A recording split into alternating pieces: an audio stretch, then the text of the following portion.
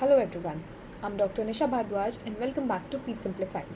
Today we are continuing our series on NEET PG recall questions. We have already covered recalls from 2025 and 2024. Today we are going to start with NEET PG recall from 2022.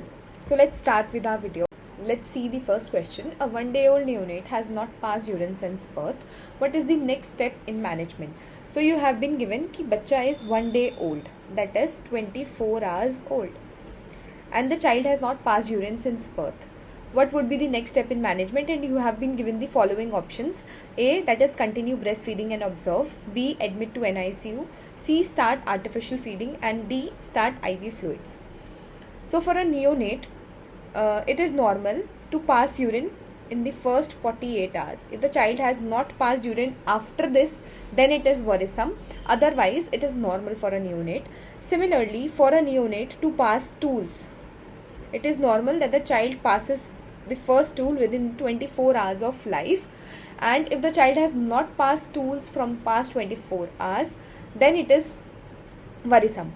So according to this, the child is just 24 hours old, and you have another 24 hours to observe the child for passage of urine. So the correct answer would be continue breastfeeding and observe. So यहाँ पर you should know that what are the bare minimum normal things that are about a neonate that you should know and should be well versed. So let's learn a few normal things about neonates which you should not be worried about and are important for you all to know. So that first one is weight loss in the first week. जो हमारे neonates होते हैं, they tend to lose weight in the first week of life. और जो terms होते हैं उनके अंदर this weight loss is less as compare to a preterm population. और ये वेट लॉस होता क्यों है? Because they tend to lose this extra cellular water from the skin and that's why you get this weight loss. So terms they have 7 to 10% of weight loss which is regained in approximately 7 to 10 days of life. तो 7 to 10% weight loss 7 to 10 days of life में regain हो जाता है. Similarly अगर हम प्रीटर्म्स की बात करते हैं, so they have a less mature skin. That's why their weight loss percentage is more and they tend to regain this birth weight later.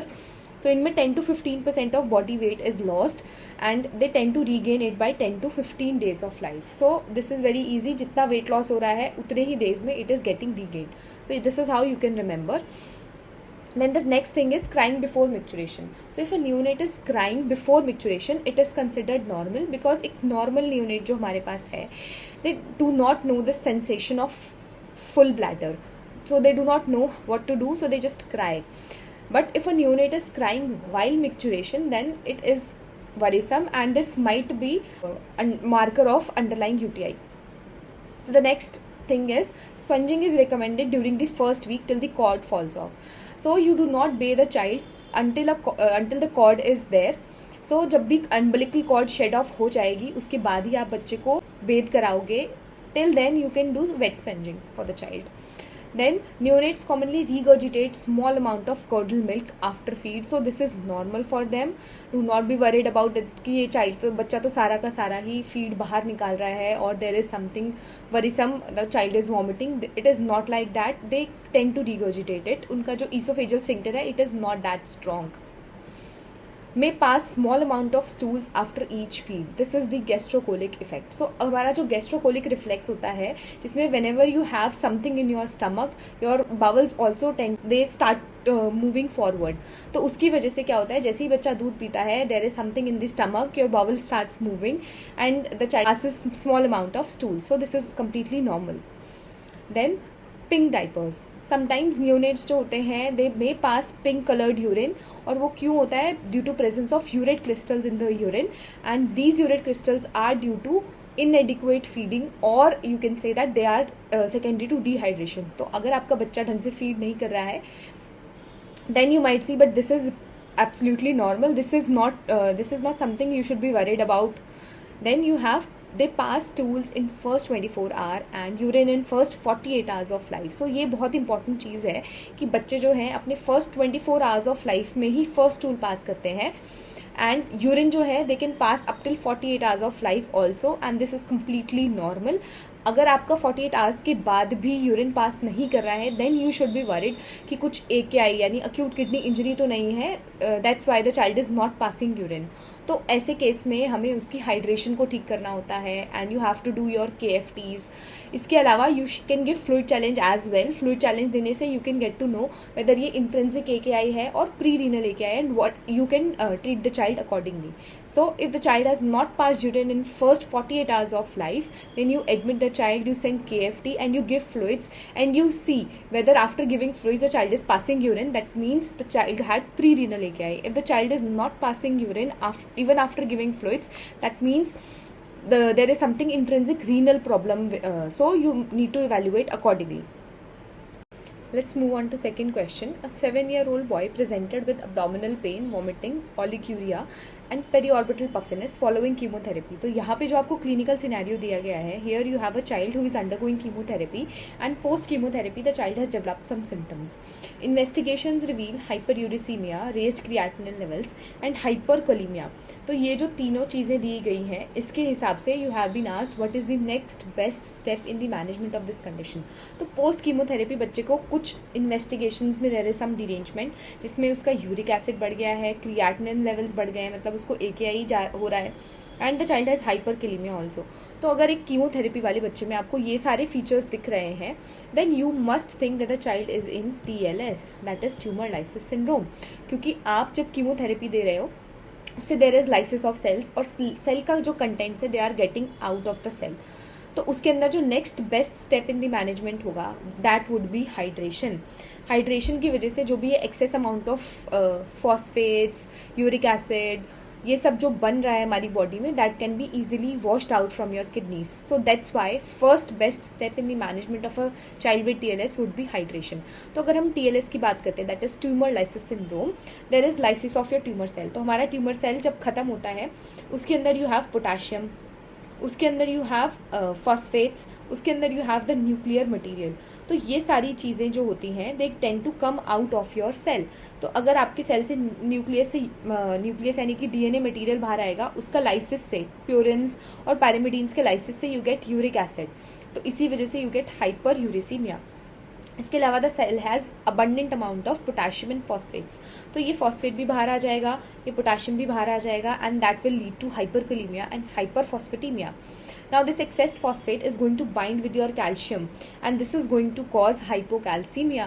So the child would have these four things: hyperuricemia, hyperphosphatemia, hypocalcemia and hyperkalemia.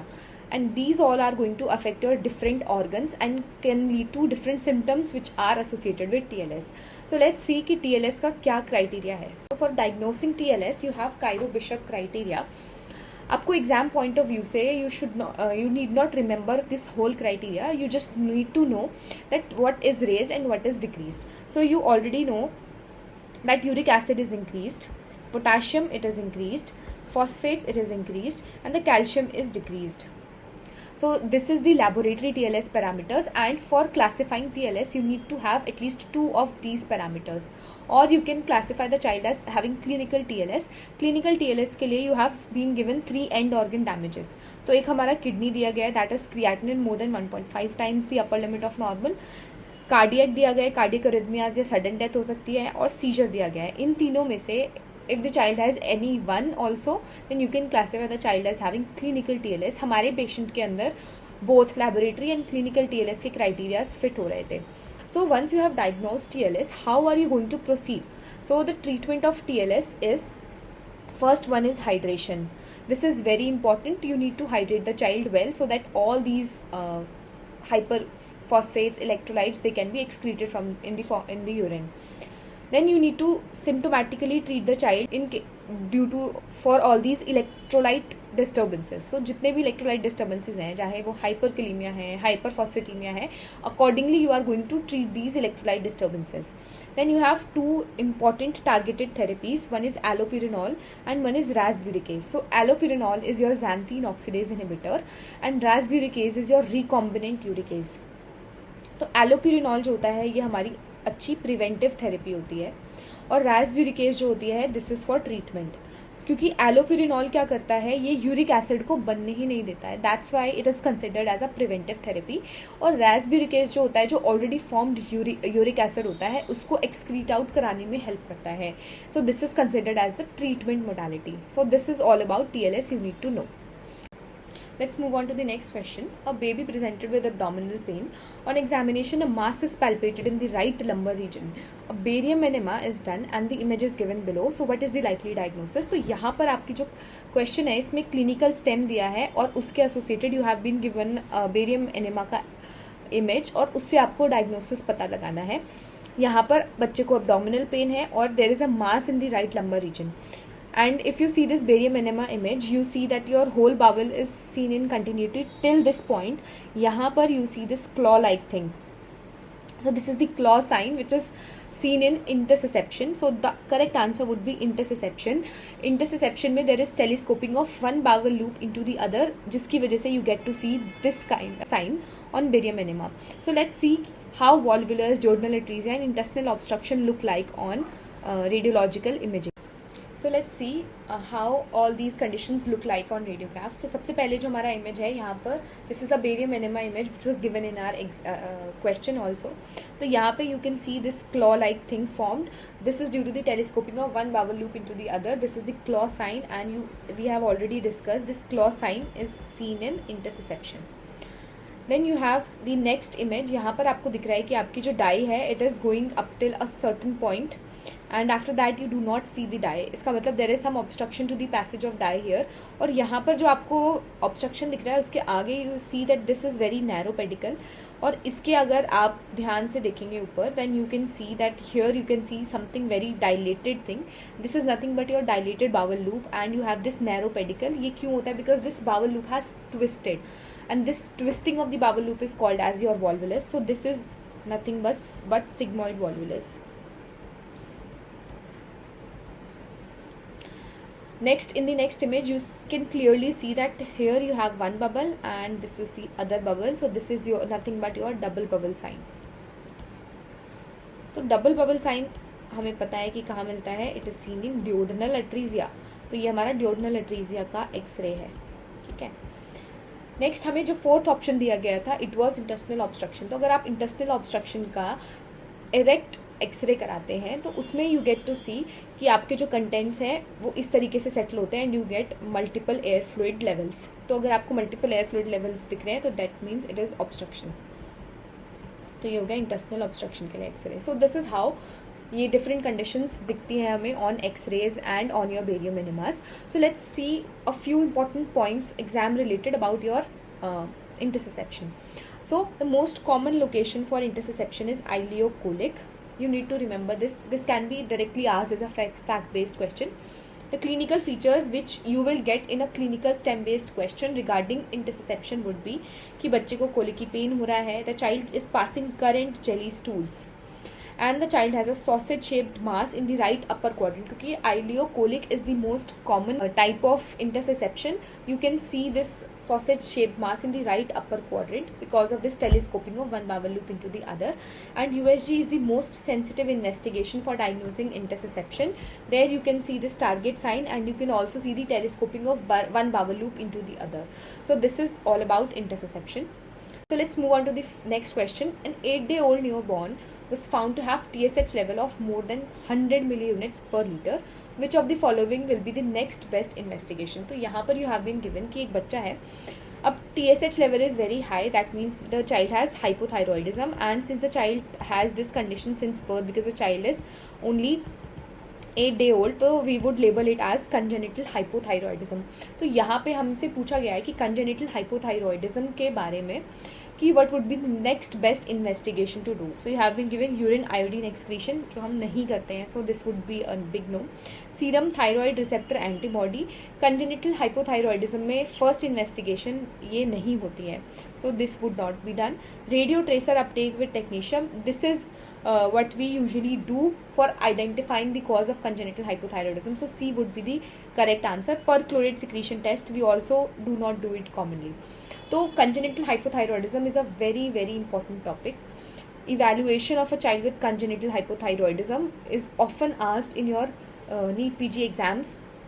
So you need to be well versed how do you diagnose congenital hypothyroidism and what all investigations do you do to find the exact cause. So we have a flow chart here कि congenital hypothyroidism का radiological evaluation आप कैसे करेंगे. So the first thing would be thyroid scan, जैसा कि हमारे question में पूछा गया था what would be the next best investigation. India में जो हम थायराइड स्कैन करते हैं वो टेक्नीशियम 99 से करते हैं. So this was asked in the question. अगर थायराइड स्कैन आपने किया and you get to see an ectopic uptake of your dye, तो उससे हमें ये पता चल जाएगा that the child is located on an ectopic site, that means this is ectopic thyroid. और if the uptake is increased, uptake increase होने का मतलब क्या है, that gland is working very hard to make hormone but it is not able to do so. So the defect would be in the generation of the hormone itself. So the child would have thyroid dyshormonogenesis, where you have a defective enzyme which leads to deficient hormone production. And then you can have a condition where there is no uptake on thyroid scan.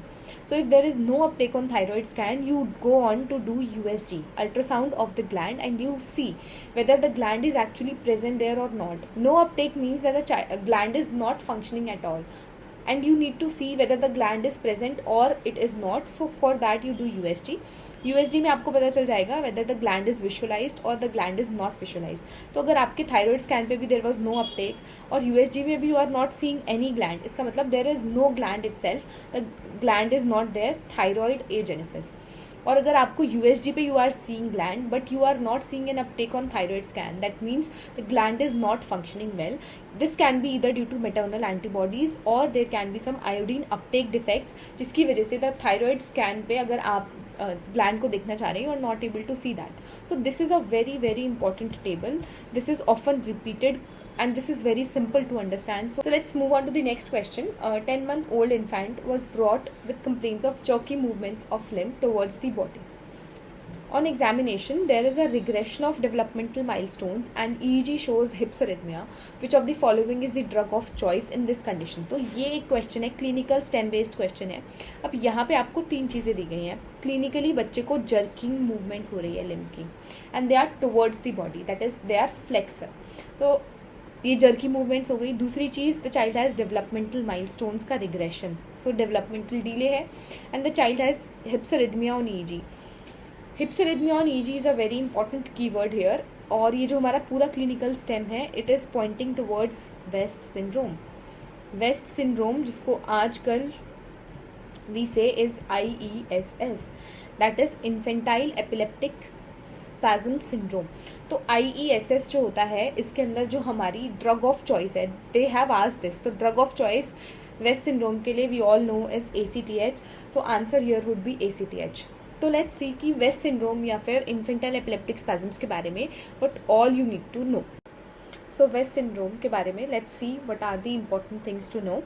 So West syndrome is a triad of global developmental delay, infantile spasms and hypsarrhythmia on EEG.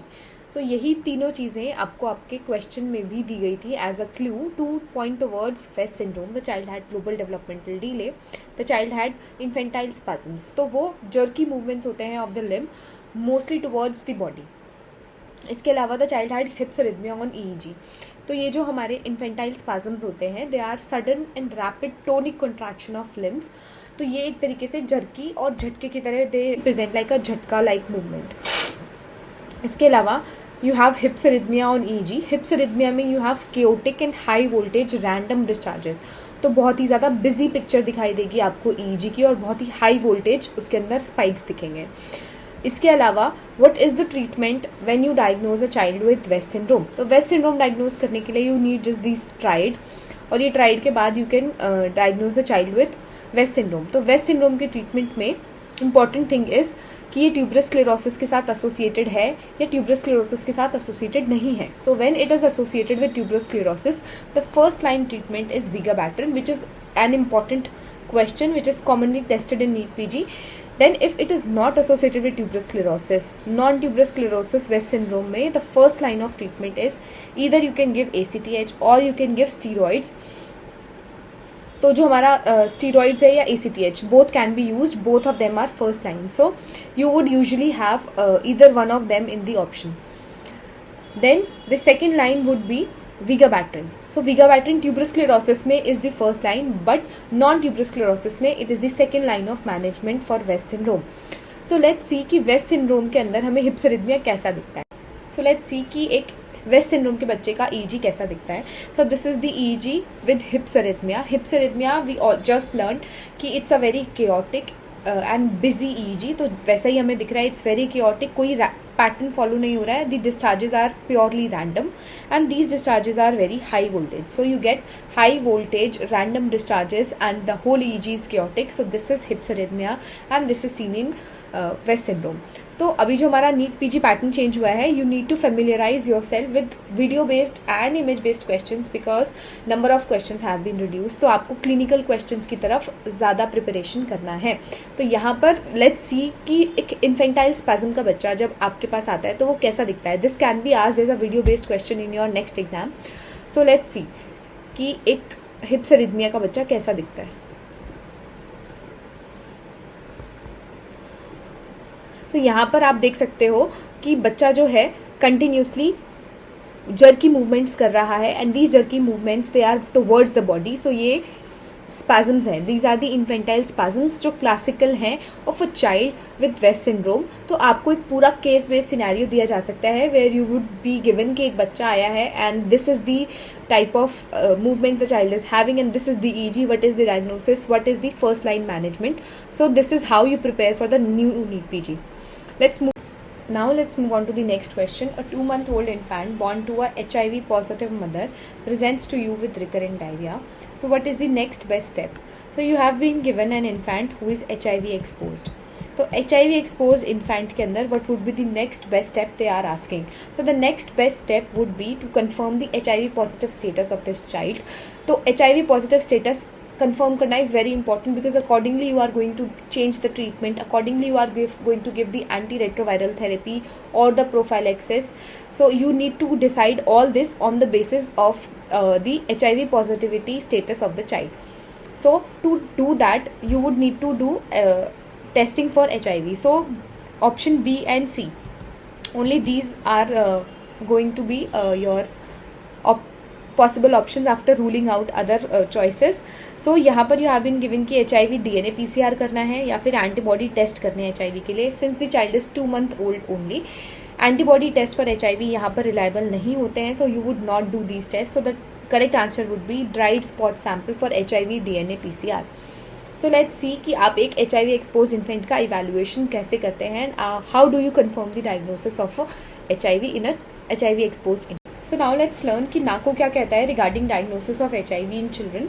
So NACO ये कहता है that positive HIV antibody test in children age an 18 months indicates that they have been expose to HIV and it does not confirm that the infant और child is infected with HIV.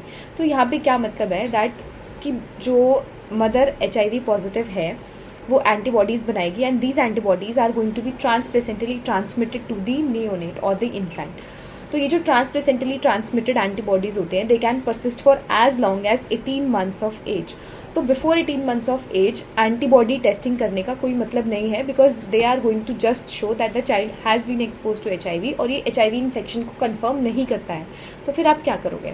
In children less than 18 months you do test जो detect करते हैं either the virus और its components so that a diagnosis of HIV can be made because यहाँ पे antibodies का कोई role नहीं आ रहा है.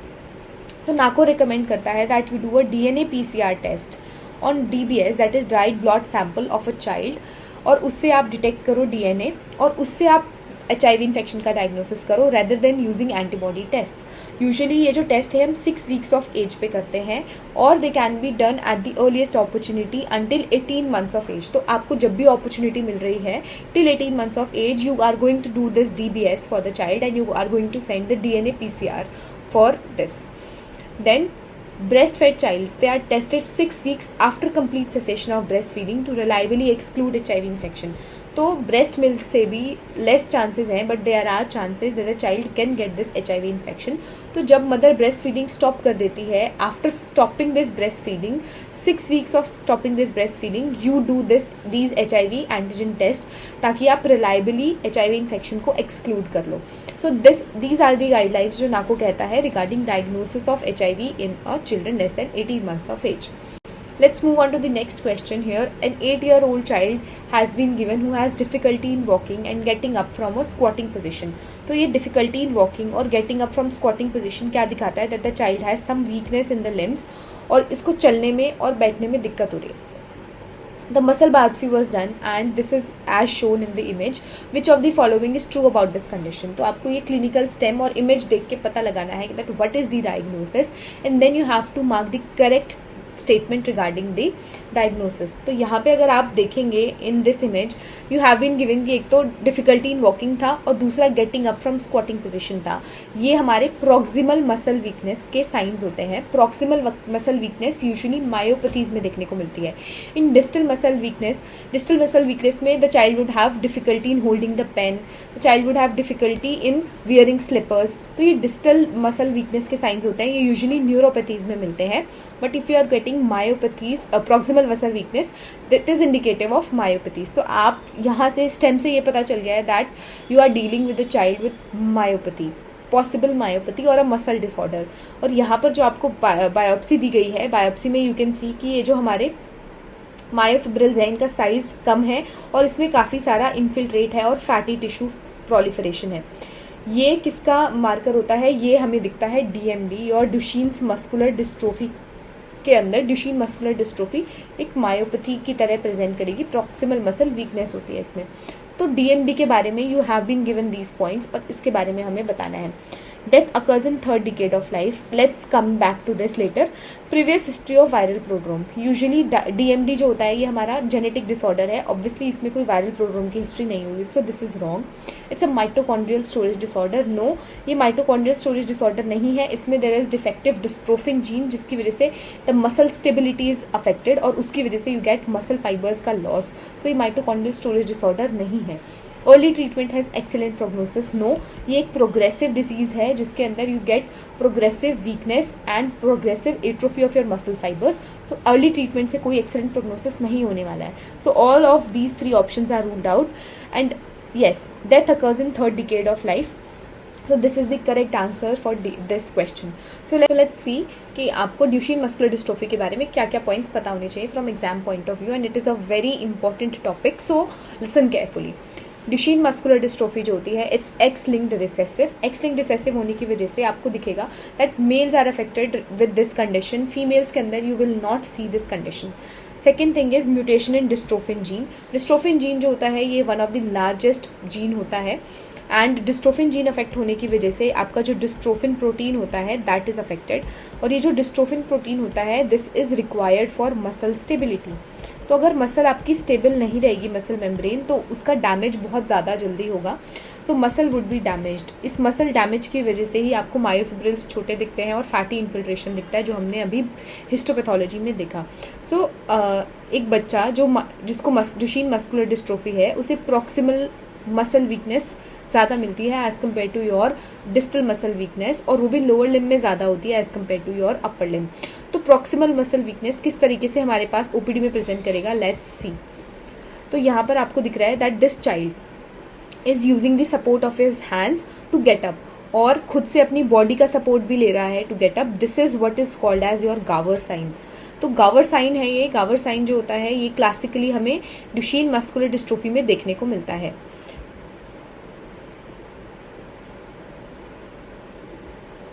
So this is your Gawar sign. So Duchenne muscular dystrophy के बारे में कई बार फैक्ट बेस्ड क्वेश्चंस पूछे जाते हैं. So you need to know कि नेचुरल हिस्ट्री ऑफ डिजीज़ क्या होती है.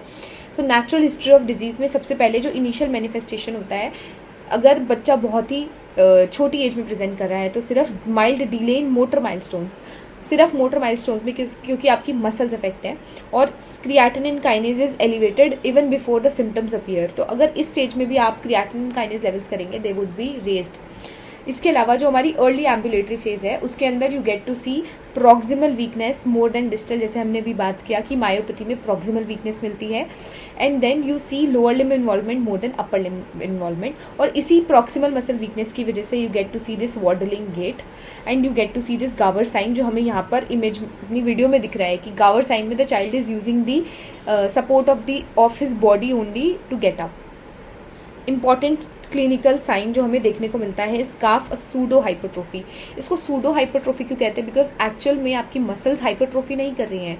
This is due to fatty infiltration of your damage muscles, जिसकी वजह से you are seeing this pseudo hypertrophy like picture. So इसीलिए इसको हम बोलते हैं काफ सूडो हाइपरट्रोफी।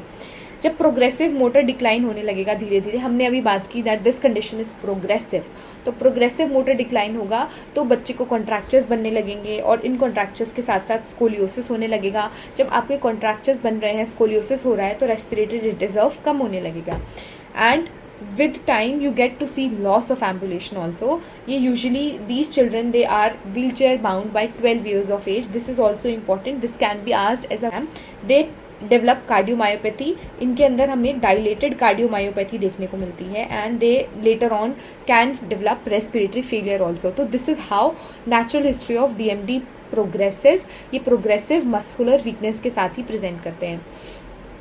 सो अगर हम बात करते हैं ट्रीटमेंट की, सो ट्रीटमेंट के लिए ज़्यादा कुछ चीज़ें अभी अवेलेबल नहीं हैं इन इंडिया, और जो भी ट्रीटमेंट्स अवेलेबल हैं they are very very costly.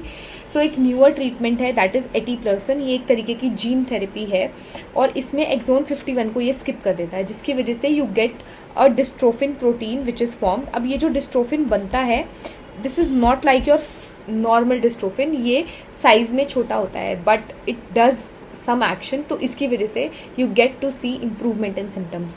सो यहाँ पर जो हमारी इमेज है इसमें हमें दिख रहा है काफ सूडो हाइपरट्रोफी, जो हमने अभी बात किया। दिस इज सूडो बिकॉज यहाँ पे फैटी इन्फिल्ट्रेशन हो रहा है। एंड अनदर इंपॉर्टेंट साइन जो आपको क्लिनिकली दिखेगा that is valley sign.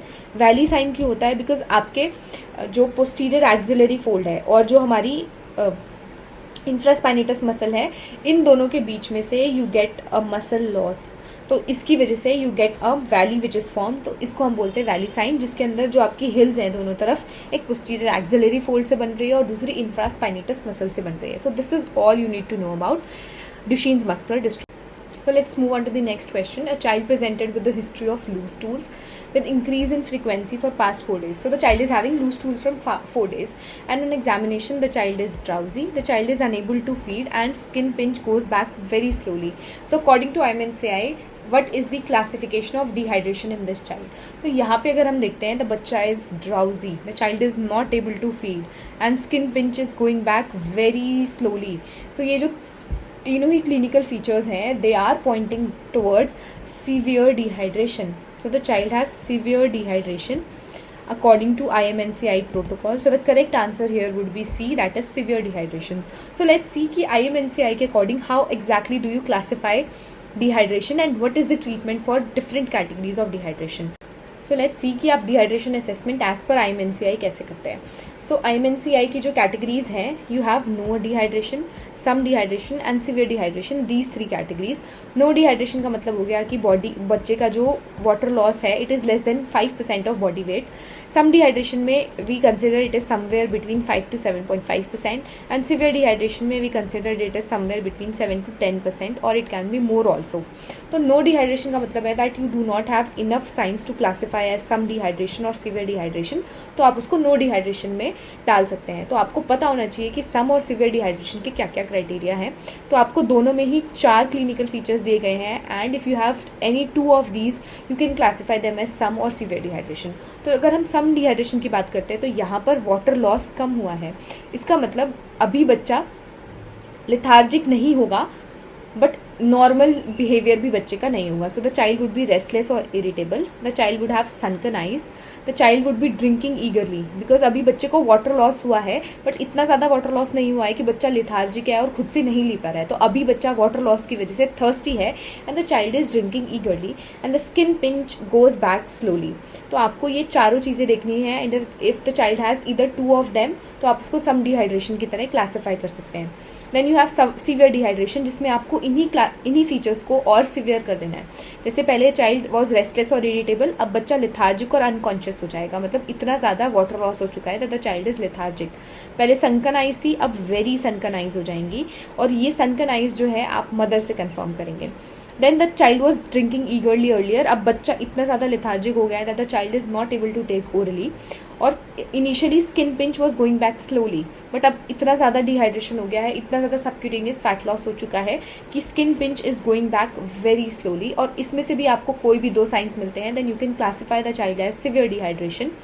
So this is how you classify whether the child is having dehydration और नॉट. पर एक बार आपको डिहाइड्रेशन के बारे में पता चल गया, then you need to treat it appropriately. तो अगर हम डिहाइड्रेशन ट्रीटमेंट की बात करते हैं, you have different plans according to the different categories of dehydration. No dehydration के लिए you have plan A, some dehydration के लिए you have plan B, and severe dehydration के लिए यू हैव प्लान सी. तो लेट्स सी जो प्लान ए है वो क्या कहता है. प्लान ए में बच्चे को कोई डिहाइड्रेशन नहीं है, तो आपको डिहाइड्रेशन करेक्शन देने की जरूरत नहीं है, but you need to prevent dehydration. तो उसको प्रिवेंट करने के लिए you replace the losses with ORS which is approximately 10 ml per kg of body weight. तो अगर बच्चा अप्रॉक्सीमेटली 5 kg का है तो आपको 50 ml ORS एटलीस्ट देना ही है पर loose stool to replace the losses.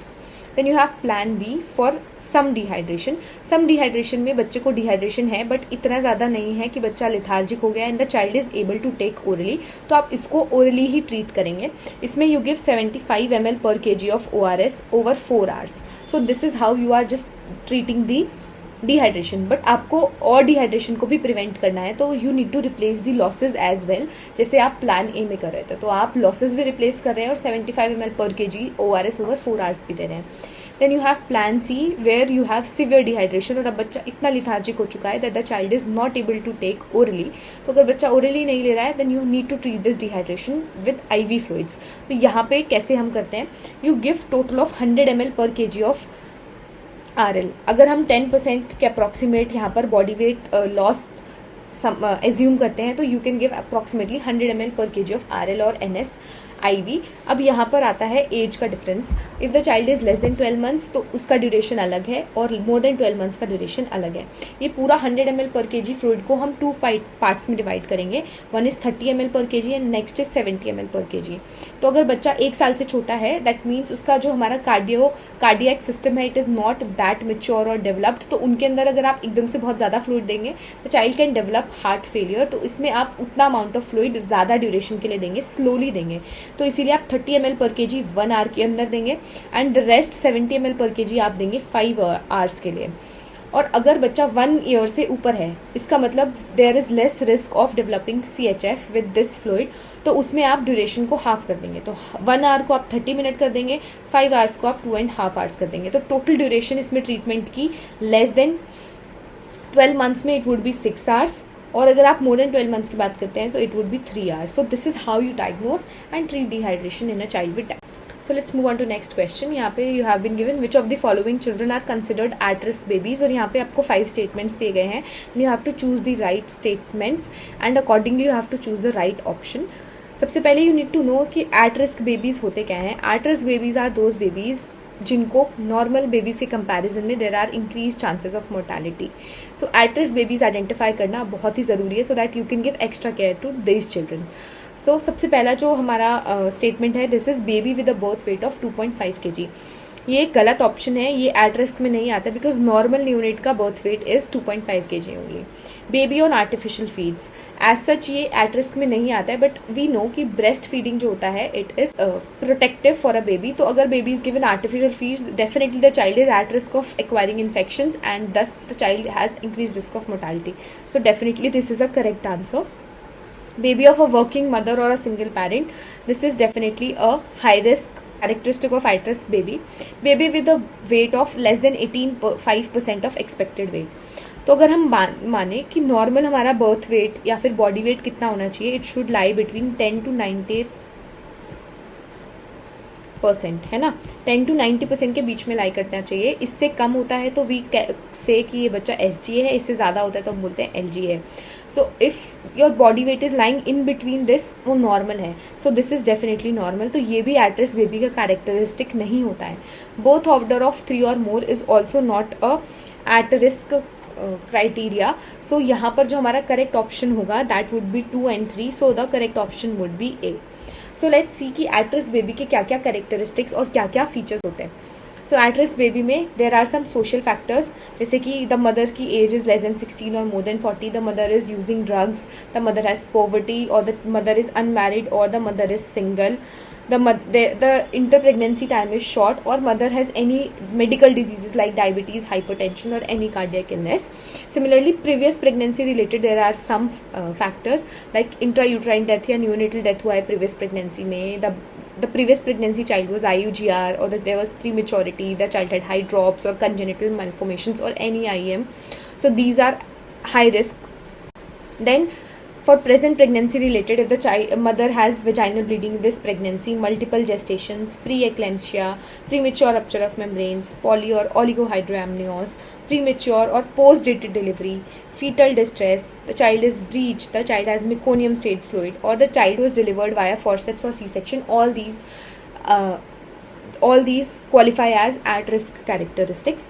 Then you have some factors which are related to the neonate itself. If the birth weight is less than 2 kgs, जो हमारे ऑप्शन में था it was 2.5 kgs, इसलिए वो गलत था, or the weight is more than 4 kgs. If the child is born less than 37 weeks or more than 42 weeks, either the child is preterm or post-dated. Small or large for gestation, जो हमने अभी समझा, respiratory distress, any congenital malformation, or the child has pallor, plethora or petechiae. All these qualify as at-risk babies, so इन्हें we need to know. Then the next question is you need to identify the condition. यहाँ पे you have been given this picture. यहाँ पे आपको दिख रहा है कि umbilical cord के नीचे you are seeing something. You have a defect here, और यहाँ पे आपको दिख रहा है कि something is coming out. So this is nothing but your bladder which is outside. So this is bladder which is outside, that is bladder extrophy. So this is a repeat question. This was also asked in NEET PG 2024 and also in 2022. So you need to know कि how all these congenital malformations look like in picture. So सबसे पहले अगर हम देखें कि patent विटेलो intestinal duct कैसा दिखेगा. Patent विटेलो intestinal duct क्या है कि आपका जो इंटेस्टाइन्स है और जो आपका योग सैक है वहाँ से there is some duct vitello intestinal duct जो परसिस्टेंट है. यूजुअली ये रिग्रेस कर जाती है, और इसके परसिस्टेंस होने की वजह से you can see this umbilical granuloma जो बाहर आपको दिखाई देगा. तो ये हमारा पेटेंट विटेलो इंटेस्टिनल डक्ट में दिखेगा. Then you have gastroschisis and omphalocele. ये दोनों ही हमारे एब्डोमिनल वॉल डिफेक्ट्स हैं, और इनके अंदर जो आपकी बावल लूप्स हैं they can not get back inside your abdomen, और वो बाहर रहती हैं. अब वो किस तरीके से बाहर रहती है, depending on that you give the name as gastroschisis और ओम्फेलोसील. तो गैस्ट्रोस्काइसिस में यू कैन ईजिली रिमेंबर कि गैस्ट्रोस्काइसिस में you have G which is open. तो इसका मतलब क्या होता है, your bowel loops they reside openly, और कोई कवरिंग सैक इसमें नहीं होता है. So this one is gastroschisis. और अगर आप ओम्फेलोसील की बात करते हैं तो ओम्फेलोसील में ओ इज कवर्ड. इसका मतलब your bowel loops are covered in a sac. तो ये हमारा omphalocele. So this is how all these congenital malformations look like in picture. Let's move on to next question. Previously healthy child presented with acute onset dyspnea. तो acute onset dyspnea है, and the chest x-ray shows unilateral hyperinflation of the lungs. What is true for this patient? तो एक बच्चा है जिसको बहुत ही acute onset dyspnea हुआ और एक तरफ की लंग आपको हाइपर इन्फ्लेटेड दिख रही है. This is what a foreign body looks like. और आपको इस कंडीशन के regarding you have to find out what is the true statement. सबसे पहला ऑप्शन अगर हम पढ़ते हैं, it is focal areas of decreased air entry will be suggestive of foreign body. तो अगर आपको कहीं पे एयर एंट्री कम मिल रही है तो they are saying that it would be suggestive of foreign body. Definitely जहाँ पे भी फॉरेन बॉडी स्टक होगी and if it is obstructing the lumen completely, वहाँ पर air entry would be decrease. So this can be a correct option. Let's move on to other and find out which is the best option. Next is flexible bronchoscopy is used for removal. कभी भी foreign body removal के लिए you never use flexible bronchoscopy, you use rigid bronchoscopy. Flexible bronchoscopy usually हमारे diagnostic purposes के लिए होता है. Therapeutic like foreign body removal, इसके लिए you use rigid bronchoscopy. Incomplete obstruction ball and valve mechanism causes hyper inflation. ये बिल्कुल गलत है. कंप्लीट ऑब्स्ट्रक्शन होती है तो you do not get this ball valve mechanism. Ball valve mechanism आपको पार्शियल ऑब्स्ट्रक्शन में मिलता है. So this is also wrong. The child has developed acute laryngotracheobronchitis. ये नहीं है क्योंकि उसमें हाइपर इन्फ्लेशन नहीं मिलेगा. लैरिंगोट्रेकियोब्रोंकाइटिस जो होता है it is mainly involvement of your upper Airways. उसमें लंग्स को कोई इफेक्ट नहीं होगा. सो this is definitely a wrong answer. So your correct answer would B A. So let's see कि आपकी जब फॉरेन बॉडी एयरवे में रहती है, so how does it act. So let's see different mechanics which are associated with foreign body in your airway so that we can understand the underlying X-ray findings. तो आपकी जो foreign body है, it can have different mechanisms. It can have ball valve effect, it can have stop valve effect, और it can have associated tissue inflammation. तो जब ball valve effect होता है, ये आपको कब दिखने को मिलता है? It is when you have partial obstruction of your airway from the foreign body. तो बॉल वैल्व इफेक्ट का मतलब क्या होता है? बॉल वैल्व इफेक्ट का मतलब क्या होता है कि आपकी फॉरेन बॉडी जो है वो एयरवे में है बट वो कंप्लीट ऑब्स्ट्रक्शन नहीं कर रही है, and you are seeing that the air can get in the airways but airway से आउट नहीं जा पा रही है, सिर्फ वन वे वैल्व है. इसकी वजह से you get to see hyper inflation of the affected area. तो ये पार्शियल ऑब्स्ट्रक्शन में मिलता है. आपको क्वेश्चन में पूछा गया था that it is seen in complete obstruction, which is completely wrong because partial obstruction में you get to see the affected area का hyper inflation.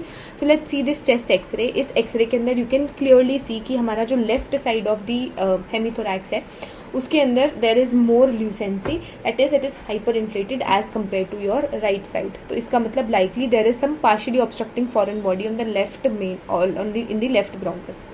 Then you have the second mechanism as stop valve effect, जो हमें complete obstruction के अंदर मिलता है. तो जब complete obstruction होती है तो you get no inflow और outflow of air. तो अगर आपका ये airway है और इसके अंदर you have this foreign body जो कम्प्लीटली ऑब्स्ट्रक्ट कर रही है, तो ना एयर अंदर जाएगी ना एयर बाहर जाएगी, जिसकी वजह से you would see the collapse of the associated area, और कोलैप्स के साथ साथ you would see your mediastinum would be shifted towards that side only. So अगर आप ये एक्सरे देखते हो, इस एक्सरे में यू कैन ईजिली सी कि लेफ्ट साइड में you are seeing a collapse associated with mediastinal और tracheal shifting to the same side. इसका मतलब लेफ्ट साइड में you are seeing a collapse. इसका मतलब there is a foreign body which is completely obstructing the left bronchus. And the next one is tissue inflammation. Usually जो हमारे vegetative matters होते हैं और जो हमारे प्रोटीनेशियस मैटर्स होते हैं वो टिश्यू इन्फ्लेमेशन ज़्यादा करते हैं as compare to other. So tissue inflammation से सराउंडिंग एयरवे इडीमा हो सकता है, जो एक पार्शियली ऑब्स्ट्रक्टिंग फॉरेन बॉडी को कंप्लीट ऑब्स्ट्रक्टिंग फॉरेन बॉडी में कन्वर्ट कर सकता है. और टिश्यू इन्फ्लेमेशन तब ज़्यादा होता है when your foreign body is in place for longer period of duration. तो these all are the mechanics जो फॉरेन बॉडी के साथ एसोसिएटेड होते हैं. लेट्स सी आप ईसोफेजियल और ट्रेकियल फॉरेन बॉडी को कैसे डिफ्रेंशिएट करोगे. तो अगर आप बात करते हो ट्रेकियल फॉरेन बॉडी की, तो वो आपकी कैसे होगी? साइडवेज रहती है. लाइक यू सी हियर कि आपका कॉइन इस तरीके से है और आपको एक्सरे में वो साइडवेज दिख रहा है. और ईसोफेगस में the foreign body would be flat, it would be en face. So सामने की तरफ दिख रहा है वो होगा हमारा ईसोफेगस में.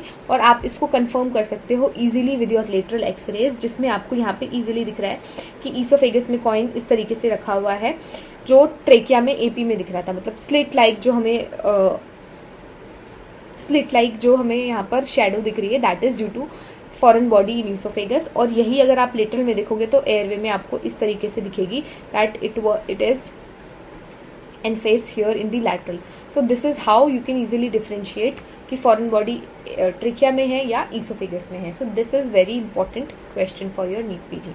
Let's move on to the next question. A male child presented with arthralgia and abdominal pain. On examination, there was palpable purpura over the lower limbs. There is a past history of upper respiratory tract infection prior to onset of presenting symptoms. Which of the following is the treatment for this condition? तो आपको एक clinical stem दिया है जिससे आपको diagnosis पे आना है and accordingly you have to decide what is the treatment. तो यहाँ पे आपको दिया है कि एक upper respiratory tract infection हुआ बच्चे को, उसके बाद you have palpable purpura. और पैल्पेबल परप्यूरा जो हैं they are predominantly on the lower limbs. तो अगर आप ये दो शब्द सुनते हो, palpable purpura and lower limbs, immediately the diagnosis which comes to your mind is HSP, that is Henoch Schonlein purpura. Henoch Schonlein purpura जो होता है it's a form of IgA vasculitis, जहाँ पर if there is associated renal और your abdominal involvement then you give steroids. तो यहाँ पर आपको दिया गया है that the child has abdominal pain. तो अब्डोमिनल पेन होने की वजह से you would add glucocorticoids to the treatment. The correct answer would be D. So let's see HSP होता क्या है और उसका ट्रीटमेंट आप कैसे करेंगे. So let's learn some important points regarding HSP. So as we have already discussed कि HSP is IgA vasculitis and it's a small vessel vasculitis. So ये IgA mediated vasculitis है which affects mainly your small vessels. So HSP के अंदर we have a diagnostic criteria for diagnosis. So उसके लिए let's see कि क्या क्या उसके डायग्नोस्टिक क्राइटेरिया में आता है. So the mandatory criteria is purpura. You have palpable purpura. Commonly lower limbs के अंदर होता है which is not related to thrombocytopenia. So this is very important कि यहाँ पे थ्रोम्बोसाइटोपिनिया नहीं होगा and you will have palpable purpura mainly on the lower limbs and this looks something like this. और ये आपके एग्जाम्स में commonly as a image based question और सपोर्टिंग अ क्लिनिकल स्टेम भी दिया जा सकता है. So this is how HSP looks like and this is one criteria which is mandatory for diagnosis. उसके बाद you have been given 4 things और इसके अंदर इसमें से अगर आपको कोई एक भी मिल जाता है then you can make the diagnosis of HSP. सो इसके अंदर सबसे पहले आता है एब्डोमिनल पेन, जो कोली की पेन होता है usually and they can have intussusception also. इसके अलावा यू हैव आर्थराइटिस और arthralgia which is the joint involvement. Then you have renal involvement. Renal involvement में यू कैन हैव प्रोटीनूरिया और you can have haematuria as well.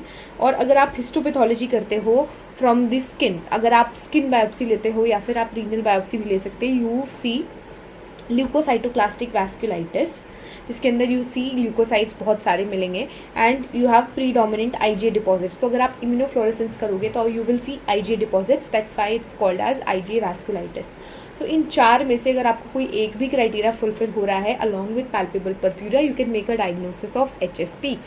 So HSP का अगर आप treatment की बात करते हो, what is the treatment? Usually HSP is self limiting. आपको सपोर्टिव केयर ही प्रोवाइड करनी है. The child has fever, you give PCM, you maintain the hydration. But in case the child has GI और renal involvement you need to start the child on corticosteroids and this is very important क्योंकि you have to actively look for the signs for GI and renal involvement and then you have to start corticosteroids in such patients.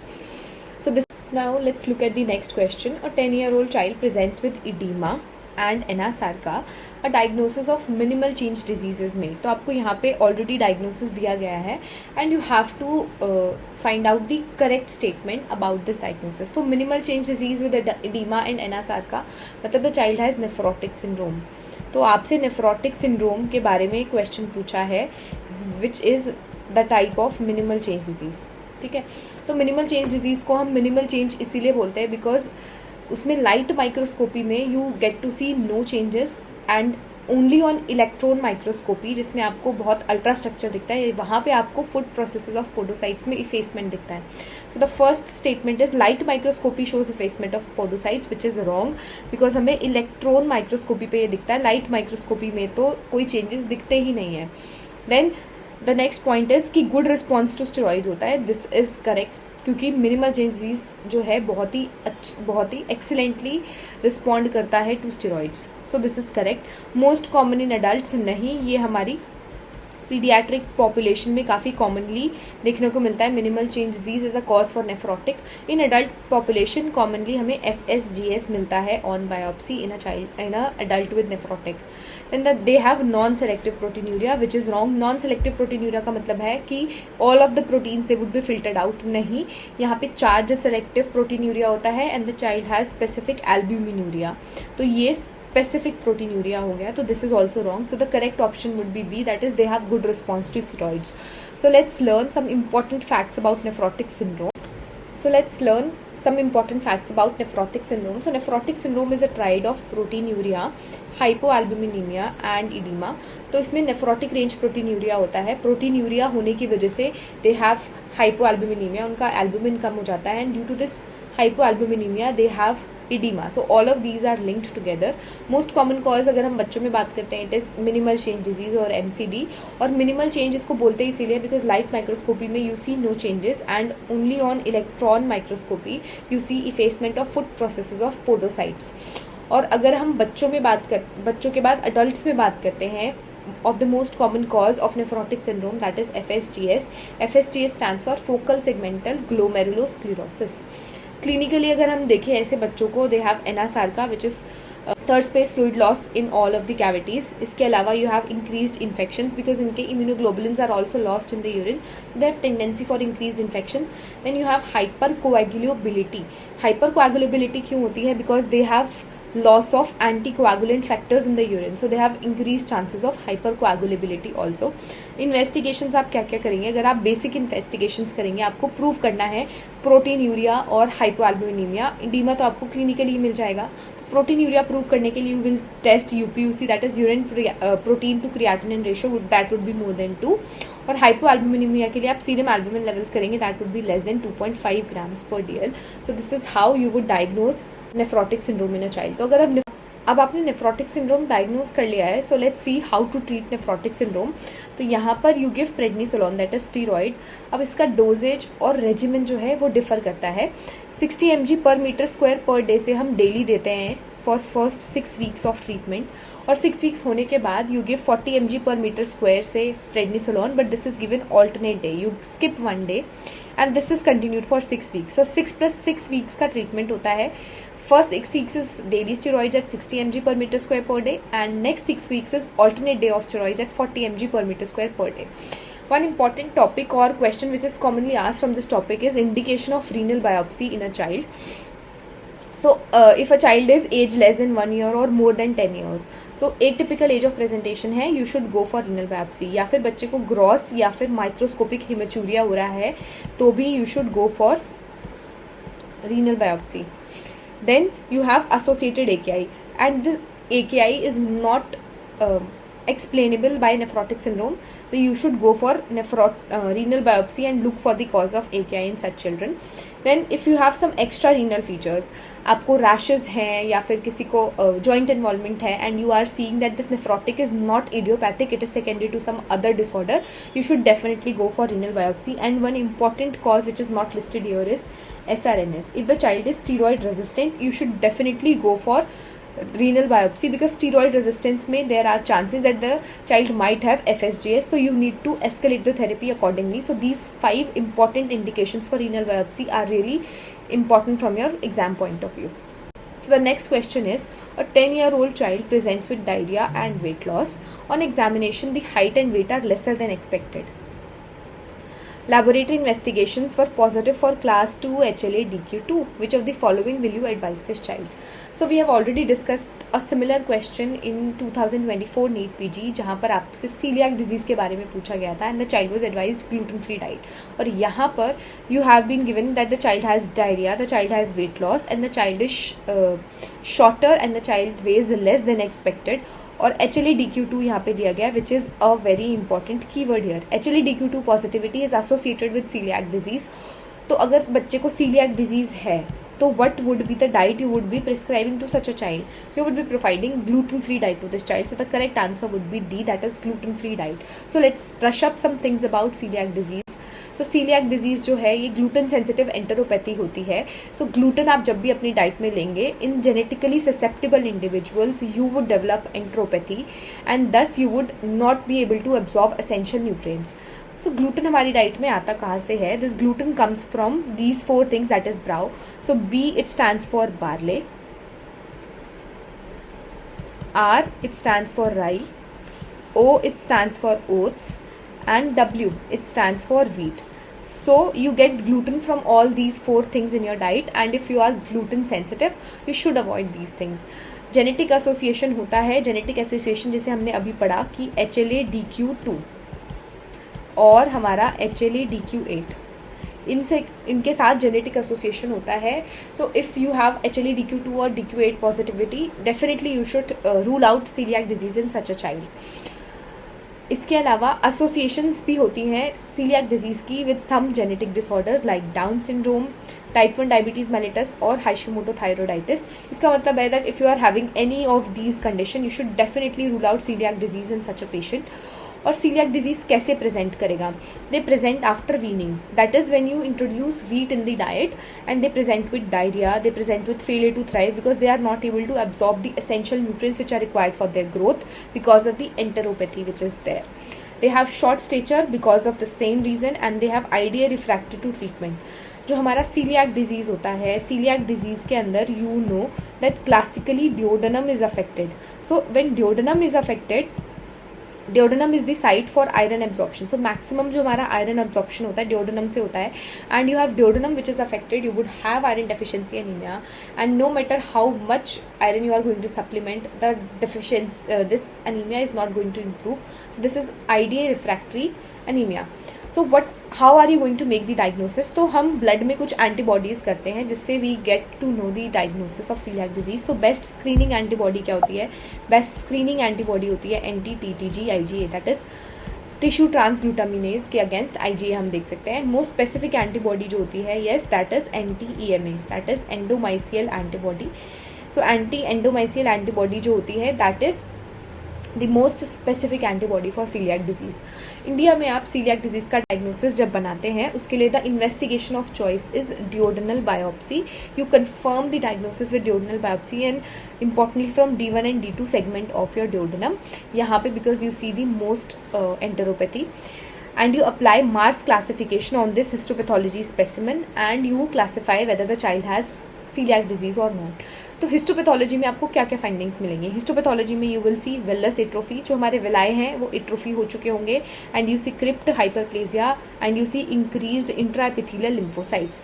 तो जब हमने पढ़ा that the child has gluten sensitive enteropathy and due to this enteropathy there is increased inflow of lymphocytes into this mucosa. तो इसकी वजह से हमें, अगर हम देखें तो ये नॉर्मल हमारी म्यूकोजा है। नॉर्मल म्यूकोजा में you are seeing these villi, ये लॉन्ग विलाइज हैं, these are the main absorptive surfaces जिसकी एट्रोफी हो गई है यहाँ पर in coeliac disease. Due to this the child will have diarrhoea and the child will not be able to absorb essential nutrients. इसके अलावा ये हमारी क्रिप्ट्स हैं जिनका हाइपरप्लेजिया हो गया है इन दिस सीलियाक डिजीज़ का बच्चा। इसके अलावा these blue things, these are intraepithelial lymphocytes जो यहाँ पे बहुत कम है इन अ नॉर्मल विलाय।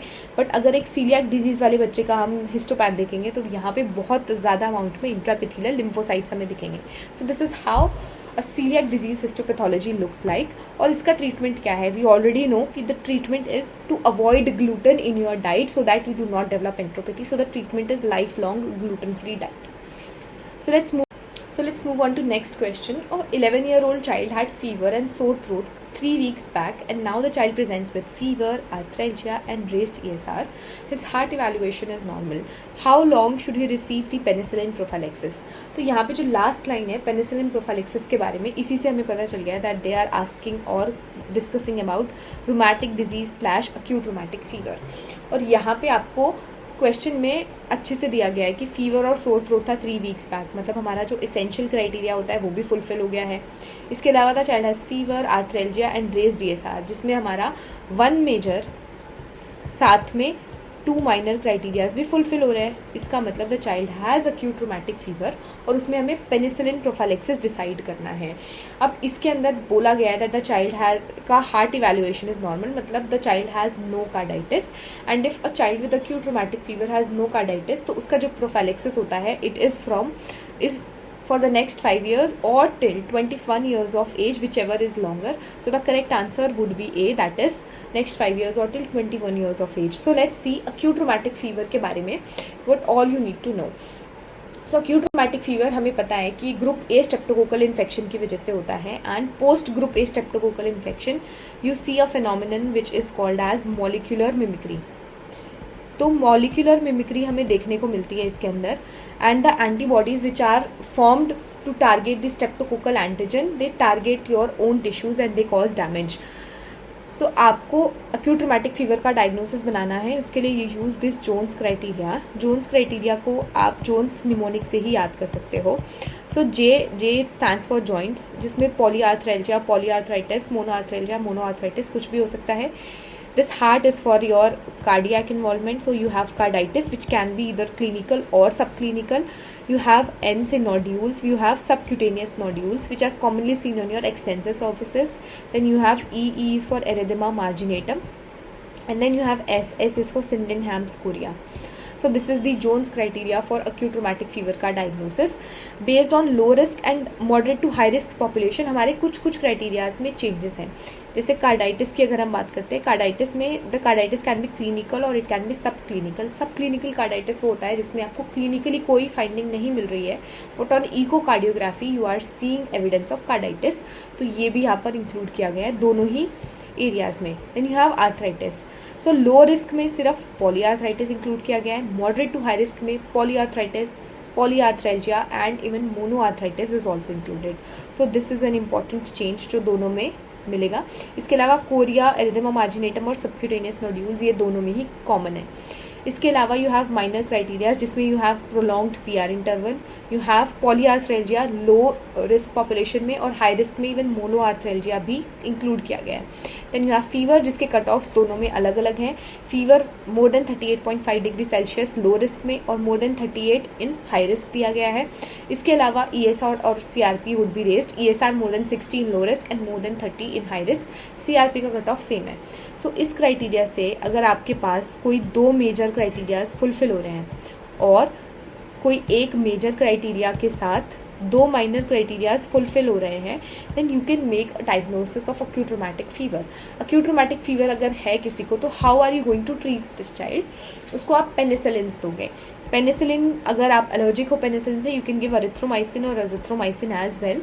और स्टार्ट करोगे the child on aspirin. Initially हम एंटी इन्फ्लेमेटरी डोज पे देंगे, दैट इज 50 to 70 mkd, और लेटर ऑन हम उसको रिड्यूस करेंगे to anti platelet dose, that would be 3 to 5 mkd. इसके अलावा if the child has severe carditis तो उसमें हमें इन्फ्लेमेशन को कम करना है so that you reduce the chances of permanent heart damage. तो उसके लिए you start the child on corticosteroids. So this is very important. तो अब आपने डायग्नोसिस बना लिया है, then you need to know how are you going to provide the prophylaxis in such a children.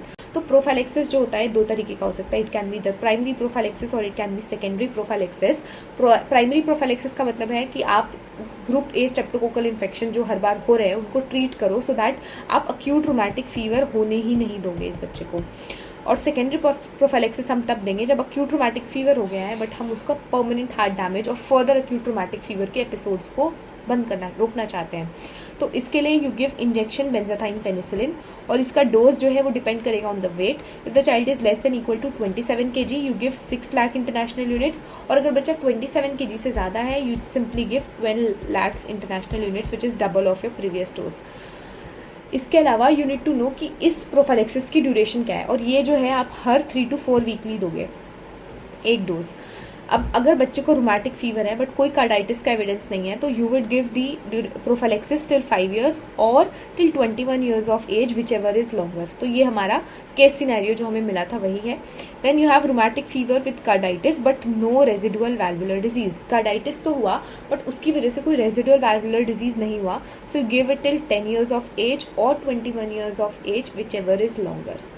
Then you have rheumatic fever with persistent valvular disease, या जो clinically भी evident हो सकता है या फिर इकोकार्डियोग्राफी से भी तो यहाँ पे अब वैल्वुलर डिजीज पर आपको परसिस्टेंट हो गया है तब आप टिल 10 years ऑफ एज और till 10 years after the episode और till 40 years of age whichever is longer आप दोगे. In such children you can even give life long prophylaxis. कई बार इनमें लाइफ लॉन्ग तक चलता रहता है. So this is how you are going to manage a child with acute rheumatic fever. So let's move on to the next question. Which of the following disease is inherited in an autosomal recessive manner? तो ये simple fact based question है जिसमें आपसे पूछा है कि कौन सा इसमें से ऑटोसोमल रिसेसिव है. Osteogenesis imperfecta, Treacher Collins, achondroplasia और सिस्टिक फाइब्रोसिस. तो हमारा osteogenesis imperfecta, Treacher Collins, achondroplasia ये ऑटोसोमल डोमिनेंट कंडीशंस हैं. And we know cystic fibrosis is autosomal recessive जो CFTR जीन म्यूटेशन की वजह से होता है. तो the correct answer here is cystic fibrosis. So let's learn a mnemonic जिससे आप इजीली ऑटोसोमल रिसेसिव कंडीशंस को आइडेंटिफाई कर सकते हो और लर्न कर सकते हो.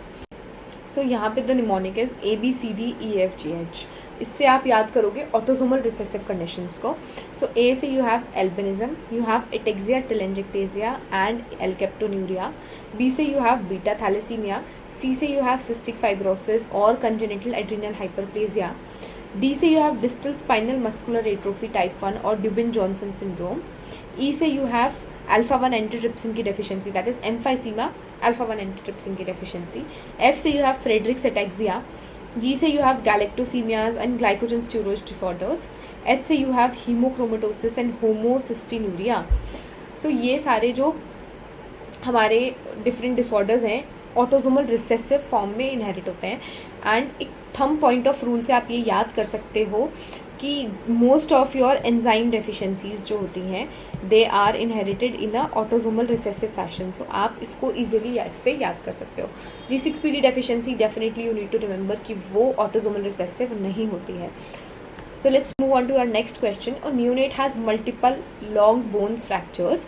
What is the likely diagnosis in such a condition? एक one liner clinical situation दिया है and you have been asked the answer. पता है हमें कि मल्टीपल लॉन्ग बोन के फ्रैक्चर्स हो रहे हैं. So the child has weak bone that is your osteogenesis imperfecta. So the correct answer here would be C. This is osteogenesis imperfecta. Marfan में definitely collagen is affected, लेकिन उसके अंदर you do not have this multiple fractures. Achondroplasia जो होता है इसमें you have short stature, you have dwarfism, and this short stature is disproportionate. So this is also not correct. And then you have cretinism, which is secondary to congenital hypothyroidism. So this is definitely not correct. So the answer would be osteogenesis imperfecta. So let's see osteogenesis imperfecta के बारे में a few important points. So जो हमारा osteogenesis imperfecta है, it is inherited in autosomal dominant fashion. इसके अलावा इसमें important thing क्या है कि there is a defect in type 1 collagen. इसको हमें कैसे याद करना है कि इसमें बोन्स अफेक्टेड होती हैं, और अगर आप बोन के अंदर से देखेंगे that you have 1, so your type 1 collagen is affected here. यहाँ पे यू हैव अ ट्राइड कि बोनी डिफॉर्मिटीज़ और फ्रैक्चर्स होते हैं. Your bones they are not form properly, उनका बेस ही ख़राब है, तो इसकी वजह से यू हैव मल्टीपल फ्रैक्चर्स, और ये फ्रैक्चर्स प्रॉपरली हील भी नहीं करते. सो you have multiple deformities, you have blue sclera, and you have deafness. So this is the triad of osteogenesis imperfecta which you need to look out in your questions. तो अगर आप आप X-rays देखोगे इस तरह के इंडिविजुअल्स के, so you would see multiple healing lines. ये तो हमें ट्रीटमेंट की वजह से मिलेंगे, but you get to see multiple fractures और improper healing and callus formation आपको दिखेगा. So that would be a sign of osteogenesis imperfecta. ये जो हम हॉरिजॉन्टल लाइंस यहाँ पर दिख रहे हैं, these are the zebra lines. ये जो जीब्रा स्ट्राइप साइन होता है, ये कब दिखता है? When you start treatment for such children. इन बच्चों में जब आप ट्रीटमेंट के लिए बिसफॉस्फोनेट ऐड करते हो, तो हीलिंग की वजह से you get these multiple horizontal lines which are similar to your zebra stripe. So you get this sign zebra stripe sign.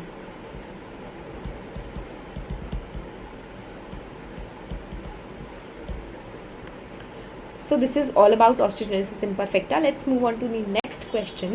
You have to identify the vitamin deficiency which is indicated by this image. यहाँ पे आपको दिख रहा है कि temporal side of your eye पे you have this triangular foamy structure which is visible, and you all know that this is your Bitot spot.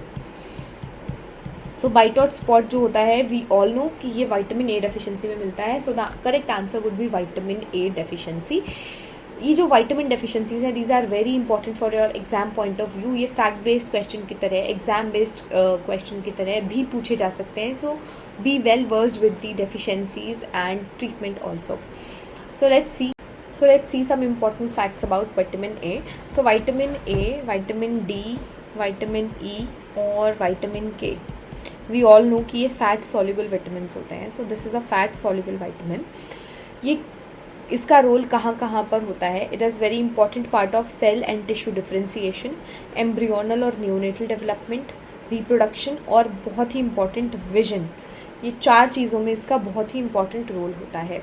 So whenever you have vitamin A deficiency, what is the earliest symptom and what is the earliest sign you will C?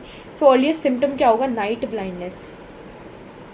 Patient तुम्हारे पास आएगा and the patient will say कि मुझे रात में कम दिखता है. So you will have night blindness which is the earliest symptom. And the earliest sign would be conjunctival xerosis, क्योंकि ये हमारा सेल डिफ्रेंसिएशन के लिए चाहिए. तो आपकी जो कंजक्टाइवा है, it would start getting dry. So this is the conjunctival xerosis which is the earliest sign of vitamin A deficiency. और विटामिन ई डेफिशिएंसी क्योंकि हमारे सेल टिश्यू डिफ्रेंसिएशन के लिए भी इम्पॉर्टेंट है, तो इसकी वजह से you get to see these hyperkeratotic patches on your skin due to this vitamin E deficiency, जिसकी वजह से आपकी स्किन टोड लाइक स्किन हो जाती है, जिसको फ्राइनोडर्मा भी बोलते हैं. And this is what phrynoderma और toad like skin looks like. तो ये दिखाकर भी आपसे पूछा जा सकता है कि which vitamin deficiency is responsible for such a condition. Night blindness, conjunctival xerosis, ये तो सबको याद रहता है, but phrynoderma is something which is often miss. तो you need to be sure about this. So let's see WHO classification of vitamin A deficiency which is very important and often tested in your exams.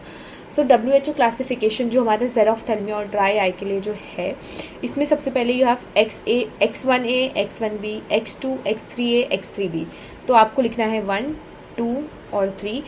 तो पहला और आखिरी, यानी कि इस 1 में और 3 में आप A और B करके डिवाइड कर लोगे. ठीक है. तो आपकी जो भी ड्राइनेस होगी, जैसे अगर आपकी ये आई है and this is your portion where you have cornea and this is the portion where you have conjunctiva, तो आपकी जो भी ड्राइनेस है वो कंजक्टाइवा से स्टार्ट होगी and then it will move on to cornea. तो सबसे पहले आपको कंजक्टाइवल ज़िरोसिस दिखेगा। X1A में you would see conjunctival xerosis और X1B में you would see Bitot spot, जो कंजक्टाइवल ज़िरोसिस का ही एक एग्जैजरेशन है, फोमी वाइट स्पॉट। सो X1B में you will C Bitot spot, जो B से आप इजीली बाइटॉट याद रख सकते हो। Then you have X2 which is corneal xerosis. अब सिर्फ कंजक्टाइवा ही ड्राई नहीं रही है, आपकी कॉर्निया भी ड्राई हो गई, तो अब कॉर्नियल ज़िरोसिस हो जाएगा X2 में। And then you have X3A and X3B। अब ज़िरोसिस जो है ये इनिशियल स्टेज है, जब ये ड्राइनेस इंक्रीज होगी तो आपका जो पूरा का पूरा कॉर्निया है it would start sloughing off, cornea में अल्सर बन जाएंगे। And X3A would be ulcer जो less than 1/3 of the cornea को इन्वॉल्व कर रहा है, एंड X3B में the ulcer would be involving more than 1/3 of the cornea. So this is how you can easily remember this WHO classification of xerophthalmia. इसके साथ कुछ secondary changes भी हैं which is XN, XF and XS। XN is your night blindness, XF is for fundal changes and XS for corneal scarring. तो यहाँ पे N मतलब night blindness, F मतलब फंडल चेंजेस एंड S मतलब corneal scarring. तो easily you can remember this WHO classification for xerophthalmia. So अपने vitamin A deficiency diagnose कर लिया है, then how are you going to treat this vitamin A deficiency which is very important. So vitamin A deficiency का जो dose है that would depend on the age of the child. If the child is less than 6 months तो आप 50,000 units दोगे, अगर 6 to 12 months है तो 1 lakh international units दोगे, और अगर मोर देन 1 year और 12 months है तो आप 2 लाख इंटरनेशनल यूनिट्स दोगे। और अगर बच्चे को डेफिशिएंसी है तो आप Day 0, Day 1 और Day 14 पे ये सेम डोज रिपीट करोगे। So less than 6 months 50,000 international units, 6 to 12 months 1 lakh international unit, and more than 1 year would be 2 lakh international units. So this is how you diagnose and treat vitamin A deficiency. Let's move on to next question. A child with history of recurrent UTI presented to OPD. The dye study finding is given below. What is the probable diagnosis? तो यहाँ पे आपको एक die study दिया है and the child has recurrent UTI। आपसे पूछा गया है कि क्या डायग्नोसिस है। अब यहाँ पे आपको दिख रहा है कि जो डाई है वो रीगर्जिटेट और रिफ्लक्स हो रहा है डाई का into your ureters and your pelvicalyceal system. इसका मतलब the child has reflux from your bladder towards your into the ureter. So this is vesico-ureteric reflux. So the answer would be VUR, that is A. So let's see bladder diverticulum और ectopic kidney ये सब दिखता कैसा है on your dye studies and X-rays. So first जो हमारा यहाँ पे डाई स्टडी दिया गया है इसमें ये हमारा VUR है, that is your vesicoureteric reflux. जैसा हमने अभी एक्सप्लेन किया कैसे आपने आइडेंटिफाई किया that this is VUR। Next यहाँ पे आपको दिख रहा है कि आपने ब्लैडर के अंदर डाई डाला और ये जो ब्लैडर के अंदर डाई है ये आउट पाउचिंग्स के अंदर कलेक्ट हो गई है। These outpouchings are nothing but these are your diverticulum. So this is bladder diverticulum.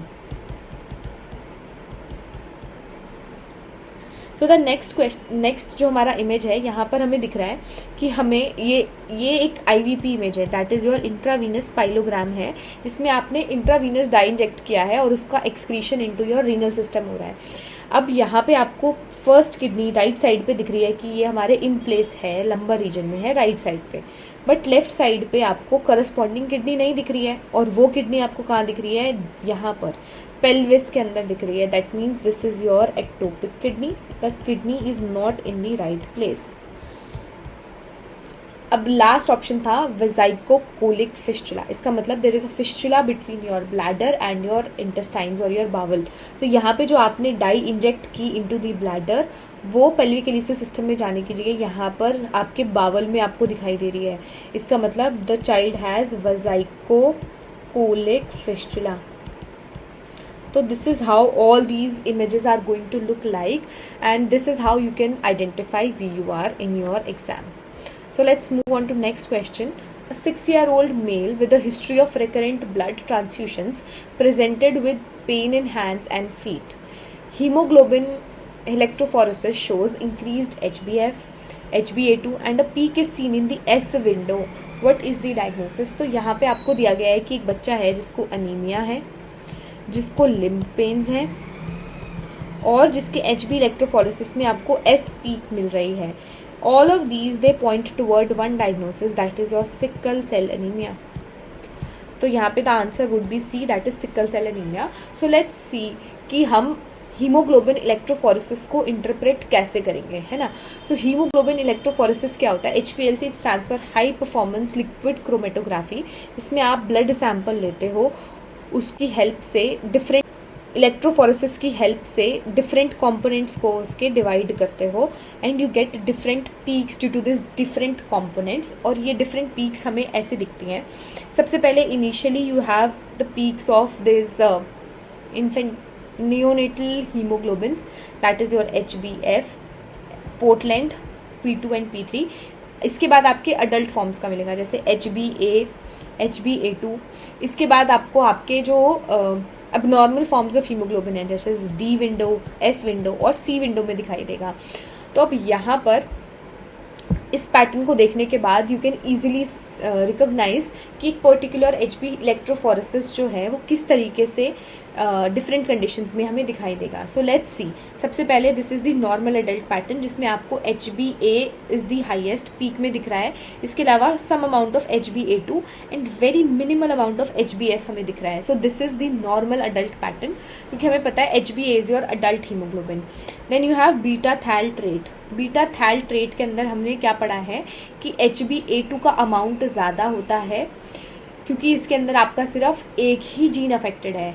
Fetal haemoglobin भी अभी तक ज़्यादा नहीं बढ़ा है but HbA2 is more than normal, that is more than 3.5%. So you will see HbA का peak and you will see HbA2 का increased amount. So this will be beta thal trait. लेकिन अगर आप बीटा थैल मेजर की बात करोगे, थैल major में आपके दोनों ही जीन्स जो बीटा ग्लोबिन जीन्स हैं वो अफेक्टेड है जिसकी वजह से आपका HbA बन ही नहीं पाएगा. जहाँ पे सिर्फ एक जीन अफेक्टेड था वहाँ पे some amount of HbA was being made और HbA2 भी बन रहा था क्योंकि हमारा फीटल हीमोग्लोबिन जो है वो अल्फा 2 और गामा 2 होता है. इस वजह से यहाँ पे HbF नहीं बना था बट यहाँ पर क्योंकि आपकी दोनों ही बीटा चेंज नहीं है तो अल्फा सारी will combine to your gamma and form HbF and HbA2. तो यहाँ पर हमें ये पीक मिलेगी in case of beta thal major. अगर हम सिकल सेल की बात करते हैं, सिकल सेल में भी सिकल ट्रेट और सिकल सेल डिजीज़ होगा. तो सिकल डिजीज़ में ऑब्वियसली आपका सारा का सारा haemoglobin would be in the S window. So S में पीक मिलेगी. लेकिन सिकल सेल ट्रेट में है तो some amount of normal haemoglobin is still being made. तो यहाँ पे HbA की पीक भी मिलेगी और S विंडो में भी पीक मिलेगी. So this is how you interpret this haemoglobin electrophoresis and you get to the diagnosis कि क्या डायग्नोसिस है. So let's move on to the next question. A child with exercise fatigue presented to OPD. The features were suggestive of McArdle disease. आपको यहाँ पे diagnosis ही दे दिया है and you have been asked which of the following enzyme will be deficient in this. And we all know कि McArdle disease में M is for your myophosphorylase. So हमारा मायोफॉस्फोराइलेज इज डिफिशिएंट है. So the answer is myophosphorylase, that is A. So हमारे glycogen storage disorders, lysosomal disorders, they all are very important from an exam point of view. हमने पहले भी बात की है कि यहाँ पे एंजाइम डेफिशिएंट और they can ask you the clinical condition itself. So this is very important to learn. So let's see McArdle disease के बारे में सम इंपॉर्टेंट पॉइंट्स. मैकार्डल से हमने जैसे अभी याद किया, McArdle is M, that is muscle phosphorylase या मायोफॉस्फोराइलेज की डेफिशिएंसी की वजह से होता है. And this is the type 5 glycogen storage disorder. ये सबसे कॉमन ग्लाइकोजन स्टोरेज डिसऑर्डर है जो आपको एडोलेसेंट एज ग्रुप में दिखाई देगा. और क्योंकि आपकी मसल्स अफेक्ट हो रही है so they present with calf pain, they present with muscle weakness और ये मसल्स वीक होने के बाद they tend to break and they cause myoglobinuria. So these are the symptoms. तो आपको एक्टिवली इन सिम्टम्स को देखना है in your clinical stem. So after that only you will mark McArdle's disease. अब बाकी जो हमारे ग्लाइकोजन स्टोरेज डिसऑर्डर्स हैं, यू नीड टू नो कि क्या क्या एंजाइम्स डेफिशिएंट है बिकॉज ये कॉमनली पूछा जाता है. So you have a mnemonic for this, memorising this. This is type 1, 2, 3, 4, 5 and this is type 6. तो 1, 2, 3, 4, 5, 6 के लिए हुआ mnemonic, that is very poor carbs are metabolised horribly. बहुत ही जो खराब वाले कार्ब्स हैं वो मेटाबोलाइज नहीं होते, उनसे पेट खराब हो जाता है. तो very poor carbs are metabolised horribly. This is the mnemonic. So V से you have von Gierke's disease which is the type 1 GSD. P से you have Pompe's which is a type 2 glycogen storage disorder. इसके अलावा ये lysosomal storage disorder भी है. तो 2 is दोगला, ये ग्लाइकोजन स्टोरेज भी है और ये लाइसोसोमल स्टोरेज डिसऑर्डर भी है. C is for Cori, which is type 3. A is for Anderson, which is type 4. M is for McArdle, which is type 5. And H is for Hers, which is type 6. So very poor carbs are metabolized horribly is the mnemonic. So von गिरकेज में we all know glucose 6 phosphatase की deficiency होती है. पॉम्पेज के अंदर हमने last class में भी पढ़ा था दैट लाइसोसोमल एसिड माल्टेज या अल्फा 1 एसिड माल्टेज की डेफिशिएंसी होती है. अब सी के साथ हमें याद रखना है कि डी पेयर करता है, ए के साथ हमें याद रखना है कि बी पेयर करता है. So A B C D. तो एंडरसन में यू हैव ब्रांचिंग एंजाइम की डिफेक्ट, कोरीज में you have debranching enzyme की डिफेक्ट. सो यहाँ से we can easily remember the enzyme deficient in Cori's and Andersen. M से you have McArdle's which is muscle phosphorylase का defect and H is for Hers which is hepatic phosphorylase का defect. So H is for hepatic phosphorylase, M is for muscle phosphorylase. A को B के साथ pair करो, सी को D के साथ pair करो.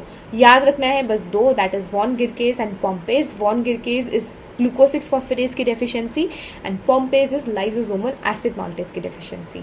So this is all about GSTs. Let's move on to the last question for the day, that is on the bone marrow examination of a child with developmental delay you found the following cells. What is the likely diagnosis here? ये बहुत ही common repeat question है, 2024 में भी पूछा गया था and इस तरीके के सिमिलर पैटर्न के क्वेश्चंस जो लाइसोसोमल और ग्लाइकोजन स्टोरेज डिसऑर्डर्स पे पूछे जाते हैं, they are very common in NEET PG and they are very high scoring also. So please revise them well before your exams. तो यहाँ पर you have crumple tissue paper appearance जो हमें पता है is classical of Gaucher's disease. So Gaucher's disease is the diagnosis. Let's see Gaucher's disease के बारे में सम सेलिएंट पॉइंट्स. तो Gaucher's disease is the most common lysosomal storage disorder in children. ये किस वजह से होता है? There is deficiency of glucocerebrosidase in children. Glucocerebrosidase की डेफिशिएंसी की वजह से you have accumulation of this glucocerebroside in your lysosomes, जिसकी वजह से you get the formation of this Gaucher cell which has crumple tissue paper appearance. Clinical features क्या होते हैं? They have splenohepatomegaly, they have bone pain. This bone pain is characteristic for your Gaucher's disease and you should actively look for this bone pain in your stem. Then you have pancytopenia and you may have neurological involvement. Important is that on bone marrow biopsy you have Gaucher cells जो crumple tissue paper appearance देता है जैसा हमने अभी question में देखा. और long bones का एक्सरे करने पर you get Erlenmeyer-Flass deformity. We will see कि Erlenmeyer-Flass deformity क्या होता है and the treatment of this condition is either you can go with enzyme replacement therapy or you can get a permanent solution, that is hematopoietic stem cell transplantation. So whenever a child with Gauchers presents to you, वो बच्चा कैसा दिखेगा? You will have a image like this.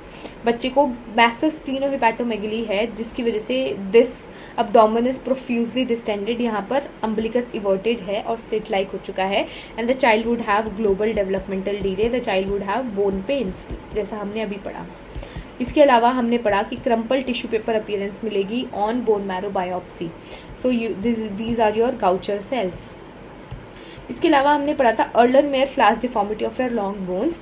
जो Erlenmeyer flask का है वो कुछ इस तरीके से दिखता है जिसका नेक काफ़ी नैरो और बेस काफ़ी ब्रॉड होता है. तो हमारी जो लॉन्ग बोन्स के डिस्टल एंड्स होते हैं ये भी इस तरीके से ही अर्लन-मेयर-फ्लास जैसे दिखाई देते हैं, जिसकी वजह से इसको हम बोलते हैं अर्लन-मेयर-फ्लास डिफॉर्मिटी.